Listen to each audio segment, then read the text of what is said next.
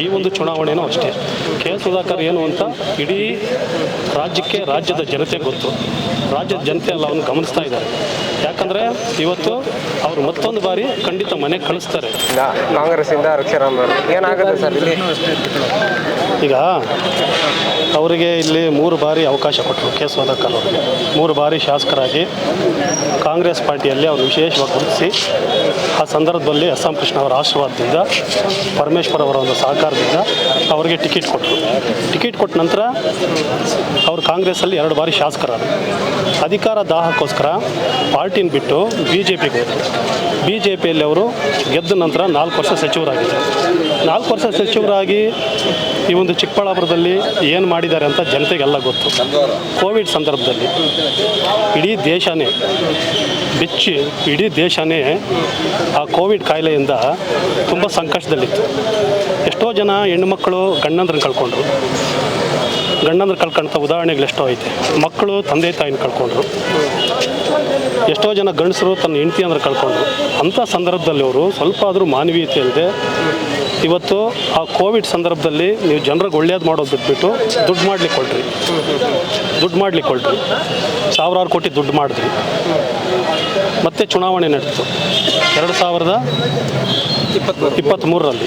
ಆ ಒಂದು ಚುನಾವಣೆಯಲ್ಲಿ ಪ್ರದೀಪ್ ಈಶ್ವರ್ ಅವರನ್ನು ಈ ಒಂದು ಕ್ಷೇತ್ರದಲ್ಲಿರ್ತಕ್ಕಂಥ ಜನ ತುಂಬ ವಿಶೇಷವಾಗಿ 15 ದಿನಕ್ಕೆ ಬಂದವರು ಇಲ್ಲಿರ್ತಕ್ಕಂಥ ಜನ ಕೆ ಸುಧಾಕರ್ ಮಾಡ್ತಕ್ಕಂಥ ಭ್ರಷ್ಟಾಚಾರವನ್ನು ಅರ್ಥಕೊಂಡು ಅವರಿಗೆ ಬುದ್ಧಿ ಕಲಿಸಿದ್ರು. ಈ ಒಂದು ಚುನಾವಣೆಯೂ ಅಷ್ಟೇ. ಕೆ ಸುಧಾಕರ್ ಏನು ಅಂತ ಇಡೀ ರಾಜ್ಯಕ್ಕೆ, ರಾಜ್ಯದ ಜನತೆ ಗೊತ್ತು. ರಾಜ್ಯದ ಜನತೆ ಎಲ್ಲ ಅವನು ಗಮನಿಸ್ತಾ ಇದ್ದಾರೆ. ಯಾಕಂದರೆ ಇವತ್ತು ಅವರು ಮತ್ತೊಂದು ಬಾರಿ ಖಂಡಿತ ಮನೆಗೆ ಕಳಿಸ್ತಾರೆ. ಇವತ್ತು ರಕ್ಷಾರಾಮಯ್ಯನವರು ತುಂಬ ಒಳ್ಳೆಯವರಿದ್ದಾರೆ, ಬುದ್ಧಿವಂತರಿದ್ದಾರೆ, ಗುಣವಂತರಿದ್ದಾರೆ. ಇವತ್ತು ಆ ಒಂದು ಕುಟುಂಬಕ್ಕೆ ಒಂದು ರಾಜಕೀಯ ಹಿನ್ನೆಲೆ ಐತೆ. ಅವ್ರದ್ದು MS ರಾಮಯ್ಯ ಆಸ್ಪತ್ರೆ ಐತೆ. ಈ ಭಾಗದ ಜನ ಅವ್ರನ್ನ ಗೆಲ್ಲಿಸ್ತಾರೆ, ಕೈ ಹಿಡಿದೇ ಗೆಡಿತಾರೆ.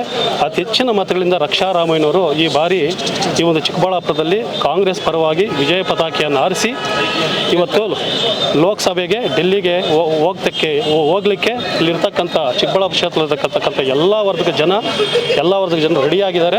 ರಕ್ಷಾರಾಮಯ್ಯನ ಗೆಲ್ಲುವಂತೂ ಖಚಿತ. ಯಾಕಂದರೆ ಇವತ್ತು ಕಾಂಗ್ರೆಸ್ ಪಾರ್ಟಿ ಇವತ್ತು 5 ಗ್ಯಾರಂಟಿ ಕಾರ್ಯಕ್ರಮಗಳು ತಂದೈತೆ.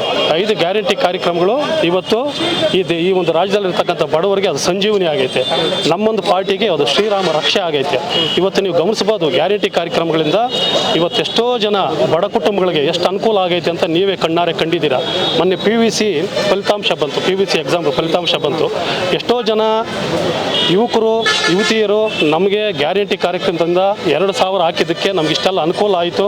ನಾವು ವಿದ್ಯಾಭ್ಯಾಸ ಮಾಡಲಿಕ್ಕೆ ನಮ್ಮ ತಂದೆ ತಾಯಿಗೆ ತುಂಬ ಅನುಕೂಲ ಆಯಿತು, ನಮಗೂ ಅನುಕೂಲ ಆಯಿತು ಅಂತ ಇಡೀ ರಾಜ್ಯದಲ್ಲಿ ಎಷ್ಟೋ ಜನ ಮಕ್ಕಳು ಅದನ್ನು ಇವತ್ತು ಮೀಡಿಯಾ ಮುಖಾಂತರ ಬಂದು ಸೋಷಿಯಲ್ ಮೀಡಿಯಾದಲ್ಲಿ ಅವ್ರು ತಿಳಿಸಿದ್ದಾರೆ. ಇವತ್ತು ಗೃಹಲಕ್ಷ್ಮಿ ಯೋಜನೆ 2,000 10 ತಿಂಗಳಿಂದ 20,000 ಹೆಣ್ಣು ಮಕ್ಕಳ ಒಂದು ಖಾತೆಗೆ ಜಮಾ ಮಾಡ್ತಕ್ಕಂಥ ಒಂದು ಒಳ್ಳೆಯ ಕಾರ್ಯಕ್ರಮ. ಎರಡನೇದು ಅನ್ನಭಾಗ್ಯ. ಇವತ್ತು 4 ಜನ ಇದ್ದರೆ 20 kg ಅಕ್ಕಿ ಕೊಟ್ಟು 20 kg ಅಕ್ಕಿನ ಕೊಟ್ಟು ಇನ್ನು 5 kg 20 kg ಅಕ್ಕಿಯ ಬದಲಾಗಿ ಆ ಒಂದು ಹೆಣ್ಣು ಮಗಳ ಖಾತೆಗೆ 480 ರೂಪಾಯಿ ಅವರೊಂದು ಖಾತೆಗೆ ಅಮೌಂಟ್ ಆಗ್ತಕ್ಕಂಥ ಒಂದು ಒಳ್ಳೆಯ ಕಾರ್ಯಕ್ರಮ. ಮೂರನೇದು ಉಚಿತ ವಿದ್ಯುತ್ 200 ಯೂನಿಟ್ಗಳ ಉಚಿತ ವಿದ್ಯುತ್. 4ನೇದು ಯುವ ನಿಧಿ. 5ನೇದು ಶಕ್ತಿ ಕಾರ್ಯಕ್ರಮದಿಂದ ಈ ಒಂದು ರಾಜ್ಯದಲ್ಲಿ ಕೋಟ್ಯಾಂತರ ಜನ ಹೆಣ್ಣುಮಕ್ಕಳು ರಾಜ್ಯದಾದ್ಯಂತ ಉಚಿತವಾಗಿ ಸರ್ಕಾರಿ ಬಸ್ಗಳಲ್ಲಿ ಪ್ರಯಾಣ ಮಾಡ್ತಾ ಇದ್ದಾರೆ. ಪ್ರತಿ ಕುಟುಂಬಕ್ಕೂ ಇವತ್ತು ಪ್ರತಿ ತಿಂಗಳು 5 ರಿಂದ 6 ಸಾವಿರ ಅನುಕೂಲ ಯಾವುದಾದ್ರೂ ಒಂದು ಸರ್ಕಾರ ಮಾಡೈತೆ ಅದು ಕಾಂಗ್ರೆಸ್ ಸರ್ಕಾರ ಮತ್ತು ಸಿದ್ದರಾಮಣ್ಣ ಮತ್ತು DK ಶಿವಕುಮಾರ್ ಸರ್ಕಾರ. ಒಂದು ಹೇಳ್ತೀನಿ, ಇವತ್ತು ಒಂದು ಜಾತಿಗೆ ಈ ಒಂದು ಕಾರ್ಯಕ್ರಮ ಸೀಮಿತ ಆಗಿಲ್ಲ.